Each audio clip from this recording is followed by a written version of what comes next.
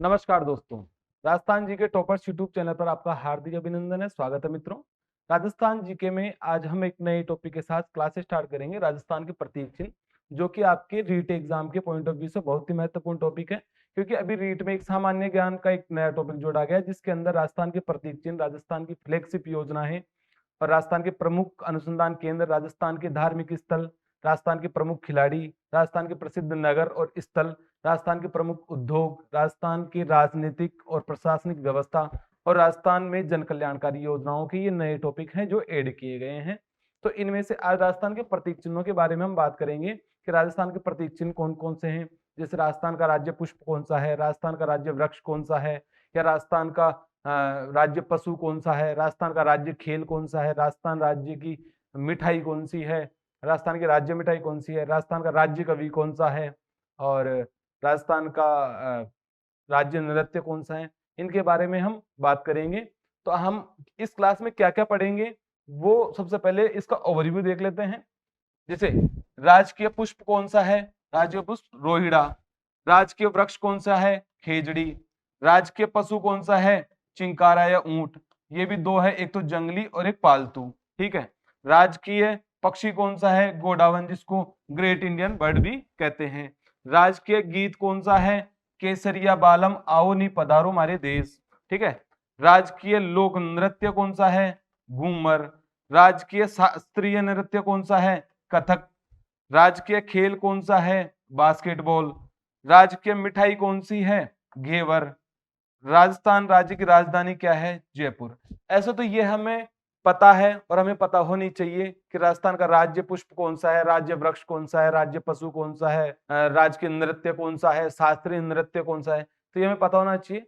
तो हम one by one एक एक के बारे में संपूर्ण जानकारी प्राप्त करते हैं। राजस्थान का राज्य पुष्प रोहिड़ा। तो रोहिड़ा का वानस्पतिक नाम क्या है, टिकोमेला अंडुलेटा। क्या नाम है, टिकोमेला अंडुलेटा। आपको याद रखना है इसका वानस्पतिक नाम क्या है, टिकोमेला अंडुलेटा। रोहिड़ा को राज्य पुष्प का दर्जा कब दिया गया, 21 अक्टूबर सन 1983। 21 अक्टूबर सन 1983 को राजस्थान सरकार ने इसे राज्य पुष्प का दर्जा दिया। रोहिड़ा के अन्य नाम क्या है, मरुस्थल का सागवान भी कहते हैं इसे, मरुसोबा और मारवाड़ टीक भी कहा जाता है। क्या क्या नाम है, मरुस्थल का सागवान, मरुसोबा और मारवाड़ टीक भी इसे कहा जाता है। रोहिड़ा के पुष्प मार्च और अप्रैल में खिलते हैं और इसका रंग कौन सा होता है, गहरा केसरिया हीरमिच। गहरा केसरिया हीरमिच इसका रंग होता है। रोहिड़ा पश्चिमी क्षेत्र में सर्वाधिक पाया जाता है। रोहिड़ा पश्चिमी क्षेत्र में सर्वाधिक पाया जाता है। राजस्थान में यह है जैसलमेर, जोधपुर, पाली, अजमेर, नागौर, बीकानेर, चूरू, झुंझुनू, सीकर आदि क्षेत्रों में सर्वाधिक मिलता है। कहां पे, राजस्थान में जैसलमेर, जोधपुर, पाली, अजमेर, नागौर, बीकानेर, चूरू, झुंझुनू, सीकर आदि जिलों में यह सर्वाधिक मिलता है। रोहिड़ा को जारवील नामक रेगिस्तानी चूहा नुकसान पहुंचाता है। कौन सा, जारवील नामक रेगिस्तानी चूहा रोहिड़ा को नुकसान पहुंचाता है। आपको याद रखना है कि ये कब खिलते हैं, मार्च और अप्रैल में खिलते हैं। रंग कौन सा होता है, गहरा केसरिया हीरमिच पीला। सर्वाधिक पश्चिमी क्षेत्र में पाया जाता है। और कहां कहां सर्वाधिक देखा जाता है, कहां मिलता है, जैसलमेर, जोधपुर, पाली, अजमेर, नागौर, बीकानेर, चूरू, झुंझुनू, सीकर आदि क्षेत्रों में सर्वाधिक मिलता है। और रोहिड़ा को जारवील नामक रेगिस्तानी चूहा है वो नुकसान पहुंचाता है। तो यहां तक आपको रोहिड़ा के बारे में एक बार फिर रिपीट कर देता हूं। इसका वैज्ञानिक और वनस्पतिक नाम क्या है, टिकोमेला अंडुलेटा। रोहिड़ा को राज्य पुष्प का दर्जा कब दिया गया, 21 अक्टूबर सन 1983। 21 अक्टूबर सन 1983 को इसको राजस्थान सरकार द्वारा राज्य पुष्प घोषित किया गया। और रोहिड़ा के अन्य नाम क्या क्या है, मरुस्थल का सागवान, मरुसोबा और मारवाड़ टीक भी रोहिड़ा को कहा जाता है। ठीक है। इस कब, मार्च और अप्रैल में इनके फूल खिलते हैं, इनके पुष्प कब खिलते हैं, मार्च और अप्रैल में खिलते हैं। रंग कौन सा, गहरा केसरिया हीरमिच पीला होता है। रोहिड़ा पश्चिमी क्षेत्र में सर्वाधिक देखने को मिलता है। राजस्थान में यह जैसलमेर, जोधपुर, पाली, अजमेर, नागौर, बीकानेर, चूरू, झुंझुनू, सीकर आदि जिलों में सर्वाधिक मिलता है। रोहिड़ा को जारवील नामक रेगिस्तानी चूहा नुकसान पहुंचाता है। जारवील नामक रेगिस्तानी चूहा क्या पहुंचाता है, नुकसान पहुंचाता है। आगे चलते हैं। अब देखते हैं हम राजस्थान का राज्य वृक्ष खेजड़ी, जिसको समी वृक्ष भी कहते हैं, जिसको क्या कहते हैं, समी वृक्ष भी कहते हैं। अब इनका भी वैज्ञानिक नाम और वनस्पतिक क्या नाम है, प्रोसोपिस सिनेरिया। प्रोसोपिस सिनेरिया ये है खेजड़ी का वानस्पतिक और वैज्ञानिक नाम। ठीक है। इसको राज्य वृक्ष का दर्जा कब मिला, 31 अक्टूबर सन 1983। 31 अक्टूबर सन 1983 को राजस्थान सरकार ने इसे राज्य वृक्ष घोषित किया। कब किया? 31 अक्टूबर सन 1983 को राज्य वृक्ष घोषित किया। राज्य वृक्ष खेजड़ी को राजस्थान का कल्पवृक्ष, थार का कल्पवृक्ष या रेगिस्तान का गौरव आदि नामों से भी जाना जाता है। इसके उपनाम क्या क्या है? राजस्थान का कल्पवृक्ष, थार का कल्पवृक्ष, रेगिस्तान का गौरव आदि नामों से भी किसको जानते हैं अपन? खेजड़ी को जानते हैं। खेजड़ी का वानस्पतिक नाम क्या है? प्रोसोपिस सिनेरिया। खेजड़ी को कब 31 अक्टूबर सन 1983 को राजस्थान सरकार ने इसे राज्य वृक्ष घोषित किया और इसके उपनाम क्या क्या है? राजस्थान का कल्पवृक्ष, थार का कल्पवृक्ष या रेगिस्तान का गौरव भी कहा जाता है। खेजड़ी के सर्वाधिक वृक्ष शेखावाटी क्षेत्र में देखे जा सकते हैं। खेजड़ी के सर्वाधिक वृक्ष नागौर जिले में देखे जाते हैं। यह राज्य में वन क्षेत्र के 2/3 भाग में पाया जाता है। खेजड़ी को वंडर ट्री या भारतीय मरुस्थल का सुनहरा वृक्ष भी कहा जाता है। खेजड़ी को वंडर ट्री व भारतीय मरुस्थल का क्या? सुनहरा वृक्ष भी कहा जाता है। इसकी फली को सागरी कहते हैं, जिसे सुखाकर सब्जी के रूप में काम में लिया जाता है, तथा इसकी पत्तियों को लूम कहते हैं। इसकी पत्तियों को क्या कहते हैं? लूम कहते हैं, जिसे चारे के रूप में उपयोग में लिया जाता है। तो क्या है? खेजड़ी के सर्वाधिक वृक्ष शेखावाटी क्षेत्र में देखे जाते हैं। खेजड़ी के सर्वाधिक वृक्ष नागौर जिले में पाए जाते हैं और यह वन क्षेत्र के 2/3 भाग में पाया जाता है। खेजड़ी को वंडर ट्री या भारतीय मरुस्थल का सुनहरा वृक्ष भी कहा जाता है। इसकी फली को सागरी कहते हैं। इसकी फली को क्या कहते हैं? सागरी कहते हैं, जिसे सुखाकर सब्जी के रूप में काम में लिया जाता है, तथा इसकी पत्तियों को लूम कहते हैं, जिसे चारे के रूप में उपयोग में लिया जाता है। खेजड़ी के वृक्ष की पूजा विजयदशमी और दशहरे के अवसर पर की जाती है। कब? विजयदशमी या दशहरे के अवसर पर की जाती है। खेजड़ी के वृक्ष के नीचे गोगाजी महाराज व जुंजार बाबा के मंदिर बने होते हैं। खेजड़ी वृक्ष के नीचे गोगाजी व जुंजार बाबा के मंदिर बने होते हैं। 5 जून सन 1988 को विश्व पर्यावरण दिवस के अवसर पर खेजड़ी पर 60 पैसे का टिकट जारी किया। कब?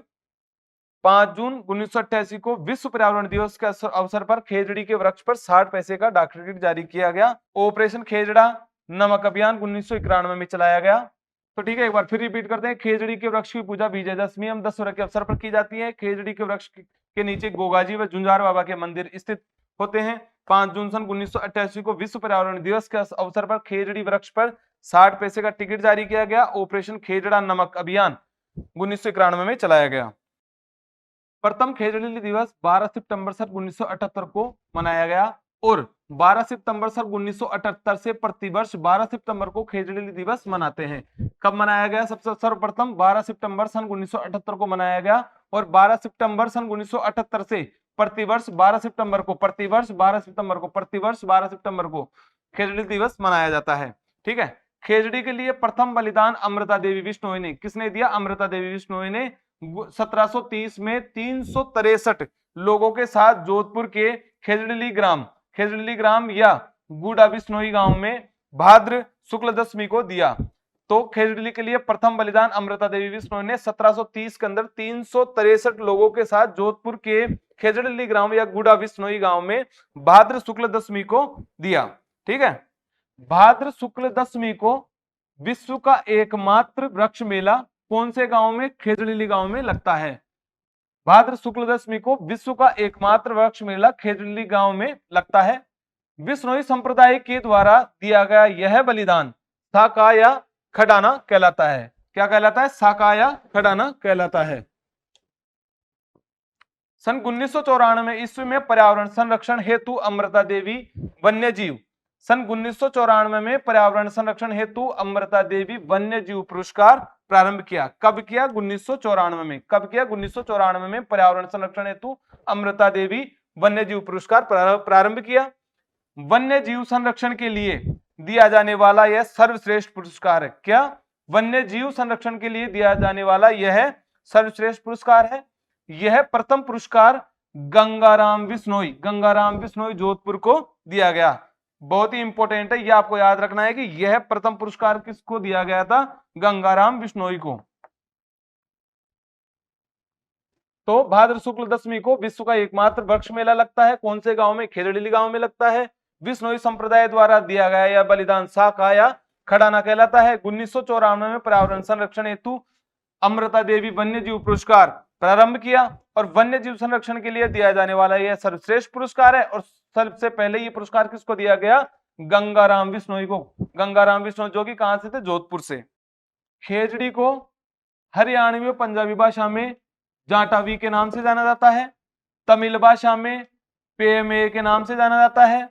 कन्नड़ भाषा में बन्ना बन्नी के नाम से जाना जाता है। सिंधी भाषा में छोकड़ा के नाम से जाना जाता है। बंगाली भाषा में साईगाच के नाम से जाना जाता है। और विश्नोई संप्रदाय में समी के नाम से जाना जाता है। विश्नोई संप्रदाय में समी के नाम से जाना जाता है। और खेजड़ी को स्थानीय भाषा में सिमलो कहा जाता है। तो क्या क्या नाम से अपन खेजड़ी को जानते हैं? पंजाबी व हरियाणी भाषा में जाटी के नाम से जानते हैं। तमिल भाषा में पेमे के नाम से जाना जाता है। कन्नड़ भाषा में बनाबनी के नाम से जाना जाता है। सिंधी भाषा में छोकड़ा के नाम से जाना जाता है। बंगाली भाषा में साईगाच के नाम से जाना जाता है। और विश्नोई संप्रदाय में समी के नाम से जाना जाता है। और स्थानीय भाषा में इसे सिमलो कहा जाता है। तो आपको यह भी याद रखना है कि कौन सी भाषा में किस नाम से खेजड़ी को जाना जाता है। पंजाबी व हरियाणवी भाषा में जाटी के नाम से जाना जाता है। तमिल भाषा में पेमे के नाम से जाना जाता है। कन्नड़ भाषा में बनाबनी के नाम से जाना जाता है। सिंधी भाषा में छोकड़ा के नाम से जाना जाता है। तमिल भाषा में साईगाच के नाम से जाना जाता है। और विश्नोई संप्रदाय में समी के नाम से और स्थानीय भाषा में सिमलो के नाम से जाना जाता है। आगे हम पढ़ते हैं राजस्थान का राज्य पशु चिंकारा व ऊंट। राजस्थान में राज्य पशु की दो श्रेणियां हैं, एक जंगली पशु श्रेणी और एक पालतू पशु। वन्यजीव श्रेणी, पशुधन श्रेणी। ये तो वन्यजीव में आता है चिंकारा, और पशुधन में अपना कौन सा आता है? ऊंट आता है। आगे चलते हैं। राजस्थान का राज्य पशु चिंकारा जो कि वन्यजीव श्रेणी में है ये, ठीक है। इसे जंगली पशु की श्रेणी में रखा गया और यह राज्य पशु की उपाधि प्राप्त है। इसे राज्य पशु की उपाधि प्राप्त है। इसका वैज्ञानिक नाम क्या है? गजेला बनेटी। इसका वैज्ञानिक नाम क्या है? गजेला बनेटी। चिंकारा को राज्य पशु का दर्जा कब दिया गया? 22 मई सन 1981। 22 मई सन 1981 को इसे राज्य पशु घोषित किया गया। चिंकारा को छोटा हिरण के उपनाम से भी जाना जाता है। चिंकारा को छोटा हिरण भी कहा जाता है। और एंटीलोप प्रजाति का यह एक मुख्य जीव है। एंटीलोप प्रजाति का यह एक मुख्य जीव है। मैंने यहाँ पे लिखा है एमटीआर। एमटीआर मतलब मुझे तो रट लो, बहुत ही महत्वपूर्ण है। राजस्थान में जयपुर का नाहरगढ़ अभ्यारण्य चिंकारा के लिए प्रसिद्ध है। राज्य में सर्वाधिक चिंकारे जोधपुर में देखे जा सकते हैं। राज्य में सर्वाधिक चिंकारे कहां पे देखे जा सकते हैं? जोधपुर में देखे जा सकते हैं। चिंकारा नाम से राजस्थान में एक तत्ववाद्य यंत्र भी है। चिंकारा श्री गंगानगर जिले का शुभंकर मतलब शुभकारी भी माना जाता है। यह एक शर्मिला जीव है। यह एक कौन सा है? शर्मिला जीव है। आपको पता रहना चाहिए शर्मिला जीव कौन सा है, ठीक है। हम सर्वाधिक राजस्थान के मरुभाग में पाया जाता है। सर्वाधिक कहां पाया जाता है? राजस्थान के मरुभाग में पाया जाता है। तो जयपुर का नाहरगढ़ अभ्यारण्य चिंकारा के लिए प्रसिद्ध है। सर्वाधिक चिंकारे जोधपुर में देखे जा सकते हैं। चिंकारा नाम से एक तत्ववाद्य यंत्र भी है। चिंकारा श्री गंगानगर जिले का शुभंकर मतलब शुभकारी मंगलकारी भी है। यह एक शर्मिला जीव है और कहां पे? राजस्थान के मरुभाग में सर्वाधिक पाया जाता है। राजस्थान का राज्य पशु ऊंट, कौन सी श्रेणी? पशुधन श्रेणी। तो ऊंट का वैज्ञानिक नाम क्या है? केमेलस ड्रोमेडेरियस। ऊंट का वैज्ञानिक नाम क्या है? केमेलस ड्रोमेडेरियस। राजस्थान सरकार ने 30 जून 2014 को ऊंट को राजस्थान के राज्य पशु का दर्जा दिया, जिसकी घोषणा 19 सितंबर 2014 को कहां पे? बीकानेर में की गई। राजस्थान सरकार ने 30 जून 2014 को ऊंट को राजस्थान के राज्य पशु का दर्जा दिया, जिसकी घोषणा कब की गई थी? 19 सितंबर 2014 को की गई।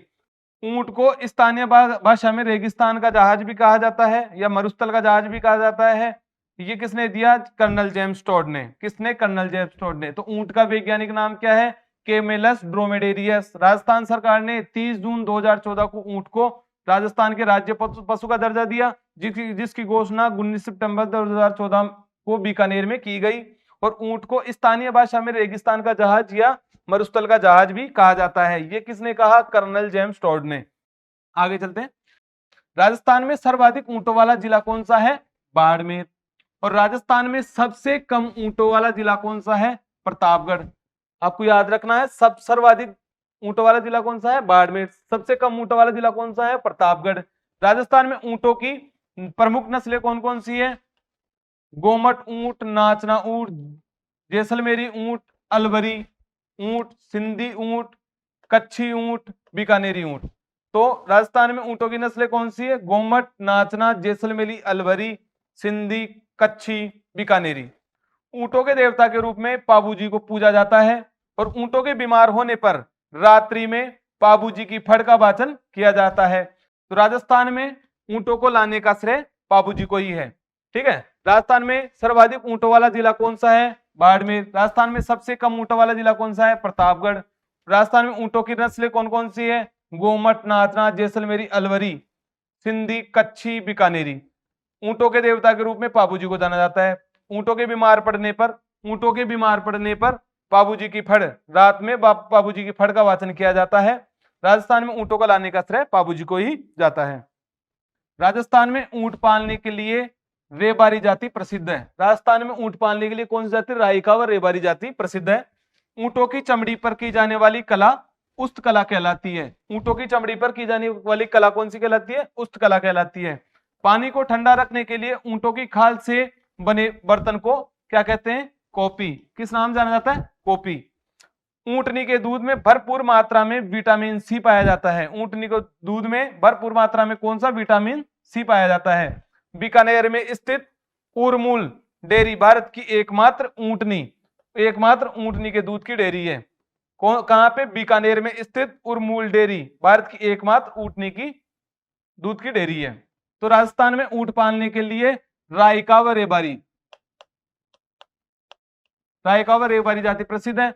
ऊंटों की चमड़ी पर की जाने वाली कला उस्त कला कहलाती है। पानी के ठंडा रखने के लिए ऊंटों की खाल से बने बर्तन कॉपी के नाम से जाना जाता है। ऊंटनी के दूध में भरपूर मात्रा में विटामिन सी पाया जाता है। बीकानेर में स्थित यह उरमूल डेयरी भारत की एकमात्र ऊंटनी के दूध की डेयरी है। गोरबंद राजस्थान का ऊंट श्रृंगार का गीत है। गोमट फलोदी जोधपुर का ऊंट सवारी की दृष्टि से प्रसिद्ध है।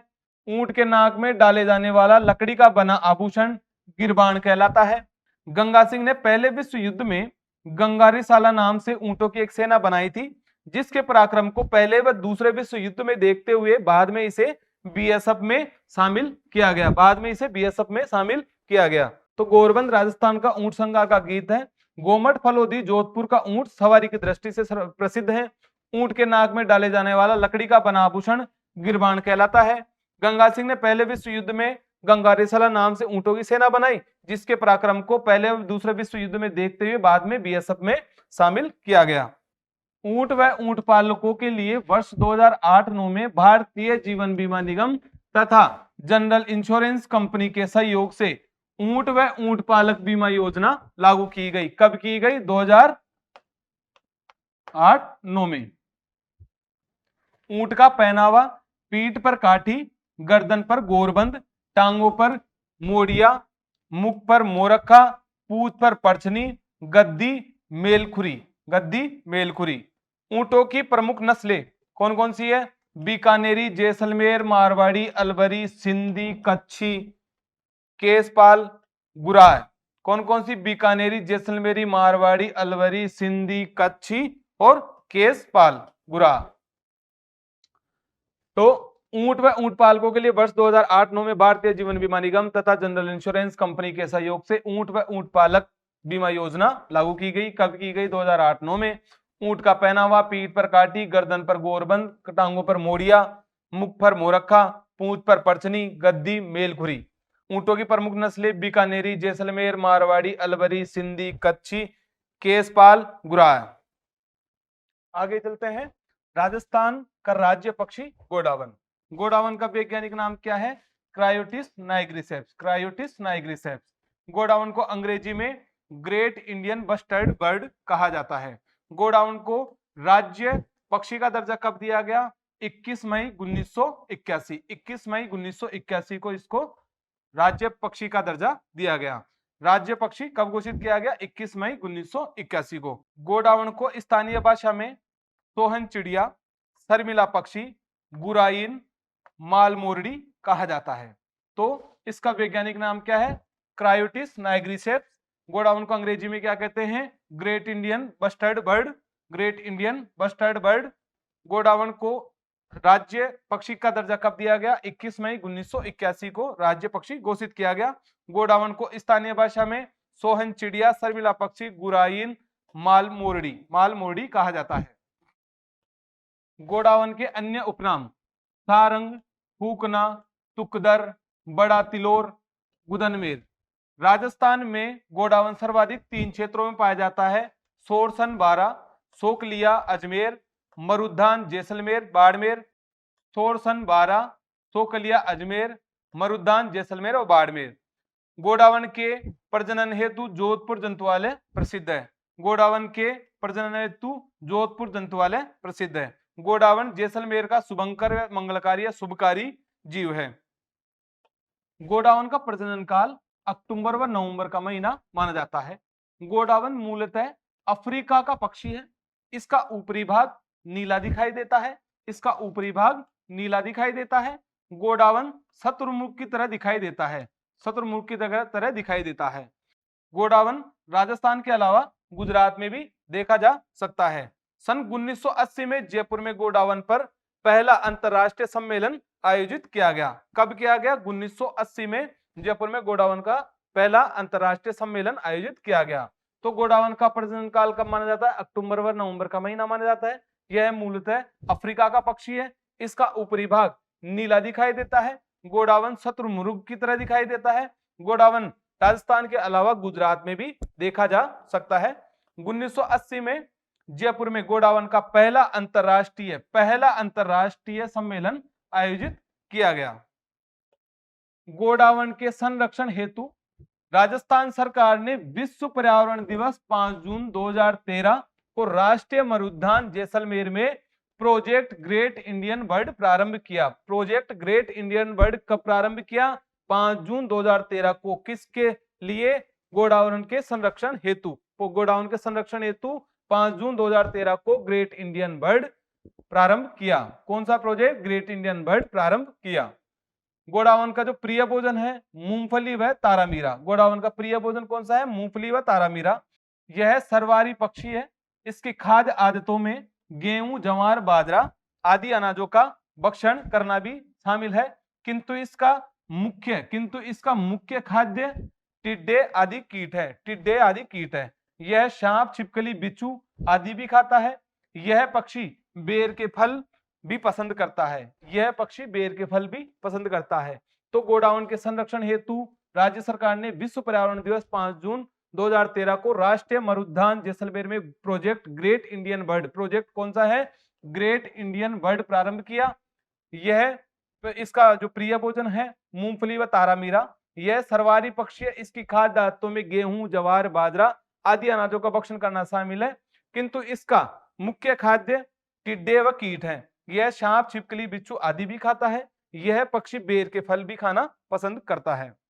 राजस्थान का राज्य गीत केसरिया बालम आओ नी पधारो मारे देश। इस गीत को सर्वप्रथम उदयपुर की मांगीबाई के द्वारा गाया गया। यह लोकगीत डोला मारू की प्रेम कहानी से जुड़ा है। इसे अंतरराष्ट्रीय स्तर पर ख्याति दिलाने का श्रेय बीकानेर की अल्लाह जिल्ला बाई को है। इसे अंतरराष्ट्रीय स्तर पर ख्याति दिलाने का श्रेय बीकानेर की अल्लाह जिल्ला बाई को है। अल्लाह जिल्ला बाई को राज्य की मरु कोकिला व बाई जी के नाम से भी जाना जाता है। इस गीत को मांड गायकी में गाया जाता है। इस गीत को कौन सी गायकी में? मांड गायकी में गाया जाता है। अल्लाह जिल्ला बाई ने सबसे पहले केसरिया बालम बीकानेर के महाराज गंगा सिंह के दरबार में गाया था। तो अल्लाह जिल्ला बाई को राजस्थान की मरु कोकिला और बाई जी के नाम से भी जाना जाता है। इस गीत को मांड गायकी में गाया जाता है। अल्लाह जिल्ला बाई ने सबसे पहले केसरिया बालम बीकानेर के महाराज गंगा सिंह के दरबार में गाया था। राजस्थान का राज्य लोक नृत्य घूमर। राजस्थान का राज्य लोक नृत्य घूमर को राज्य की आत्मा के उपनाम से भी जाना जाता है। घूमर नृत्य को राजस्थान का राज्य लोक नृत्य सन 1986 में घोषित किया। घूमर नृत्य को राजस्थान का राज्य लोक नृत्य सन 1986 में घोषित किया गया। यह राजस्थान का परंपरागत लोक नृत्य है, जिसे केवल स्त्रियां ही भाग लेती है। इस नृत्य में महिलाएं एक बड़ा घेरा बनाते हुए अंदर व बाहर जाते हुए नृत्य करती है, जैसा कि आप देख पा रहे हैं। तो घूमर नृत्य को राजस्थान की आत्मा के उपनाम से जाना जाता है। घूमर नृत्य को राजस्थान का राज्य लोक नृत्य सन 1986 में घोषित किया। यह राजस्थान का परंपरागत लोक नृत्य है जिसे केवल स्त्रियां ही भाग लेती है। इस नृत्य में महिलाएं एक बड़ा घेरा बनाकर अंदर बाहर आते हुए नृत्य करती है।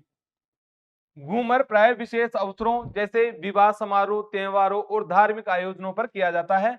घूमर के 3 रूप हैं। घूमर नृत्य के 3 रूप है। झूमरिया बालिकाओं के द्वारा किया जाने वाला नृत्य है। झूमरिया जो बालिकाओं के द्वारा किया जाता है। लूर गरासिया जनजाति की स्त्रियों द्वारा किया जाने वाला नृत्य लूर कहलाता है। घूमर इसमें सभी स्त्रियां भाग लेती है। तो ये घूमर नृत्य 3 प्रकार की होती है, झूमरिया, लूर और घूमर। झूमरिया के अंदर बालिकाओं द्वारा नृत्य किया जाता है। लूर नृत्य जिसमें गरासिया जनजाति की स्त्रियों द्वारा किया जाने वाला नृत्य है। और घूमर इसमें सभी स्त्रियां भाग लेती है। घूमर नृत्य इसमें सभी स्त्रियां भाग लेती है। राजस्थान का राज्य शास्त्रीय नृत्य कथक। कथक के जन्मदाता भानुजी महाराज को माना जाता है। कथक के जन्मदाता किसे माना जाता है? भानुजी महाराज को माना जाता है। और कथक उत्तरी भारत का एक प्रमुख नृत्य है। कथक उत्तरी भारत का एक प्रमुख नृत्य है। दक्षिणी भारत का प्रमुख नृत्य भरतनाट्यम है। दक्षिणी भारत का प्रमुख नृत्य कौन सा है? भरतनाट्यम है। कथक का भारत में प्रमुख घराना कौन सा है? लखनऊ घराना। कथक का भारत में प्रमुख घराना लखनऊ घराना। कथक का राजस्थान में प्रमुख घराना जयपुर घराना। तो कथक के जन्मदाता भानुजी महाराज को माना जाता है। कथक उत्तरी भारत का एक प्रमुख नृत्य है। दक्षिणी भारत का प्रमुख नृत्य भरतनाट्यम है। कथक का भारत में प्रमुख घराना लखनऊ घराना। कथक का राजस्थान में प्रमुख घराना जयपुर घराना। राजस्थान का राज्य खेल बास्केटबॉल। बास्केटबॉल को सन 1948 में राज्य खेल घोषित किया गया। बास्केटबॉल अमेरिका का एक नेशनल गेम है। इस खेल में 5 सक्रिय खिलाड़ी वाली 2 टीमें होती है। जैसा कि आप देख पा रहे हैं येलो ड्रेस के अंदर 1 2 3 4 5 और व्हाइट में भी 1 2 3 4 5 खिलाड़ी हैं। बास्केटबॉल अकादमी कहां पर स्थित है? जैसलमेर में स्थित है। बास्केटबॉल अकादमी कहां पर स्थित है? जैसलमेर में स्थित है। और महिला बास्केटबॉल अकादमी जयपुर में स्थित है। बास्केटबॉल अकादमी देखा जाए तो ऐसे जैसलमेर में स्थित है। अगर पूछा जाए कि महिला बास्केटबॉल अकादमी कहां पर स्थित है तो वो जयपुर में स्थित है। इस खेल को नियंत्रित करने वाली संस्थान अंतरराष्ट्रीय बास्केटबॉल संघ। इस खेल को नियंत्रित करने वाली संस्थान कौन सी है? अंतरराष्ट्रीय बास्केटबॉल संघ, international basketball federation, FIBA, FIBA है। तो एक बार फिर रिपीट कर लेते हैं। बास्केटबॉल को सन 1948 में अंतरराष्ट्रीय खेल घोषित किया गया। बास्केटबॉल अमेरिका का नेशनल गेम है। इस खेल में 5 सक्रिय खिलाड़ी वाली 2 टीमें होती है। बास्केटबॉल अकादमी जैसलमेर में स्थित है और महिला बास्केटबॉल अकादमी जयपुर में स्थित है। इस खेल को नियंत्रित करने वाली संस्था अंतरराष्ट्रीय बास्केटबॉल संघ, इंटरनेशनल बास्केटबॉल फेडरेशन, फीबा है। राजस्थान का राज्य मिठाई घेवर। घेवर राजस्थान की प्रसिद्ध मिठाई है। यह मिठाई यहाँ कई वर्षों से प्रसिद्ध है और अधिकतर त्योहारों जैसे मकर संक्रांति, गणगौर तीज और रक्षाबंधन के दौरान इसकी मांग अधिक होती है। जयपुर का तीज उत्सव घेवर के बिना अधूरा है। जयपुर का तीज उत्सव घेवर के बिना अधूरा है। इसे बनाने में मैदा, देसी घी, दूध, केसर, इलायची पाउडर और चीनी का उपयोग किया जाता है। बाजार में घेवर के विविध प्रकार रबड़ी घेवर, मलाई घेवर, मावा घेवर, रबड़ी घेवर, मलाई घेवर, मावा घेवर, पनीर घेवर आदि मिलते हैं। तो घेवर राजस्थान का प्रसिद्ध मिठाई है। यहाँ कई वर्षों से प्रसिद्ध है। अधिकतर लोग जैसे मकर संक्रांति, गणगौर, तीज, रक्षाबंधन आदि के दौरान इसकी मांग करते हैं। जयपुर का तीज उत्सव घेवर के बिना अधूरा है। इसकी ये किससे बनता है? मैदा, देसी घी, दूध, केसर, इलायची पाउडर, चीनी इत्यादि से बनता है। बाजार में घेवर के अनेक प्रकार भी है, रबड़ी घेवर, मलाई घेवर, मावा घेवर, पनीर घेवर आदि। तो ये अपनी राजस्थान की राज्य मिठाई है घेवर। राजस्थान की राजधानी जयपुर। जयपुर को राजधानी 30 मार्च सन 1949 को बनाया गया। कब बनाया गया? 30 मार्च सन 1949 को जयपुर को राजधानी बनाया गया। जयपुर को राजधानी श्री पी सत्यानारायण राव समिति की सिफारिश पर बनाया गया। किसकी सिफारिश पर बनाया गया? श्री पी सत्यानारायण राव समिति की सिफारिश पर बनाया गया। स्थापना सवाई जयसिंह द्वितीय द्वारा 18 नवंबर सन 1727। कब? 1727। 18 नवंबर 1727 में जयपुर की स्थापना किसने की? सवाई जयसिंह द्वितीय ने की। वास्तुकार विद्याधर भट्टाचार्य। जयपुर के जो वास्तुकार है वो कौन है? विद्याधर भट्टाचार्य। तो जयपुर को राजधानी कब बनाया गया? 30 मार्च सन 1949 को बनाया गया। जयपुर को राजधानी किसकी सिफारिश पे बनाया गया? श्री पी सत्यनारायण राव समिति की सिफारिश पर बनाया गया। जयपुर की स्थापना सवाई जयसिंह द्वितीय ने सन 18 नवंबर 1727 में की और इसके वास्तुकार कौन है? विद्याधर भट्टाचार्य। जयपुर के निर्माण के बारे में बुद्धि विलास नामक ग्रंथ से जानकारी मिलती है। बुद्धि विलास नामक ग्रंथ से जयपुर के निर्माण के बारे में जानकारी मिलती है। जयपुर का निर्माण जर्मनी शहर के द एल्ट स्टडलर्ग के आधार पर करवाया गया। जयपुर का निर्माण चौपड़ के पैटर्न के आधार पर है। जयपुर का निर्माण चौपड़ के पैटर्न के आधार पर है। जयपुर को गुलाबी रंग में रंगवाने का श्रेय राम सिंह द्वितीय को है। जयपुर को गुलाबी रंग में रंगवाने का श्रेय राम सिंह द्वितीय को है। तो जयपुर का निर्माण के बारे में जानकारी बुद्धि विलास नामक ग्रंथ से मिलती है और जयपुर का निर्माण जर्मनी शहर के द एल्ट स्टडलर्ग के आधार पर करवाया गया। जयपुर का निर्माण चौपड़ पैटर्न के आधार पर है। जयपुर को गुलाबी नगर में रंगवाने का श्रेय राम सिंह द्वितीय को है। राजस्थान की राज्य भाषा हिंदी। 14 सितंबर सन 1949 को हिंदी को भारत की राज्य भाषा स्वीकार किया गया। 14 सितंबर का दिन प्रतिवर्ष हिंदी दिवस के रूप में मनाया जाता है। 14 सितंबर का दिन प्रतिवर्ष हिंदी दिवस के रूप में मनाया जाता है। संविधान में अनुच्छेद 343 से 351 तक राज्य भाषा के संबंध में व्यवस्था की गई है। 14 सितंबर सन 1949 को हिंदी को भारत की राज्य भाषा स्वीकार किया गया। 14 सितंबर का दिन प्रतिवर्ष हिंदी दिवस के रूप में मनाया जाता है और संविधान में अनुच्छेद 343 से 351 तक राज्य भाषा के संबंध में व्यवस्था की गई है। राजस्थान का लोक वाद्य यंत्र अलगोजा। यह बांसुरी की तरह होता है जिसे बांस, पीतल या अन्य किसी भी धातु से बनाया जा सकता है। अलगोजा में स्वरों के लिए 6 छेद होते हैं। तो अलगोजा यह बांसुरी की तरह होता है जिसे बांस, पीतल या अन्य किसी भी धातु से बनाया जा सकता है और अलगोजा में 6 छेद होते हैं। अलगोजा हमारा राज्य लोकवाद्य यंत्र है। राजस्थान के राज्य कवि सूर्यमल मिश्र। राजस्थान के महान कवि सूर्यमल मिश्र या मिश्र का जन्म चारण जाति में बूंदी जिले के हरणा गांव में कार्तिक कृष्ण प्रथम विक्रम संवत 1872 को हुआ। बूंदी के हाड़ा शासक महाराव राम सिंह के दरबारी कवि थे। सूर्यमल मिश्र ने वंश भास्कर नामक पिंगल काव्य ग्रंथ की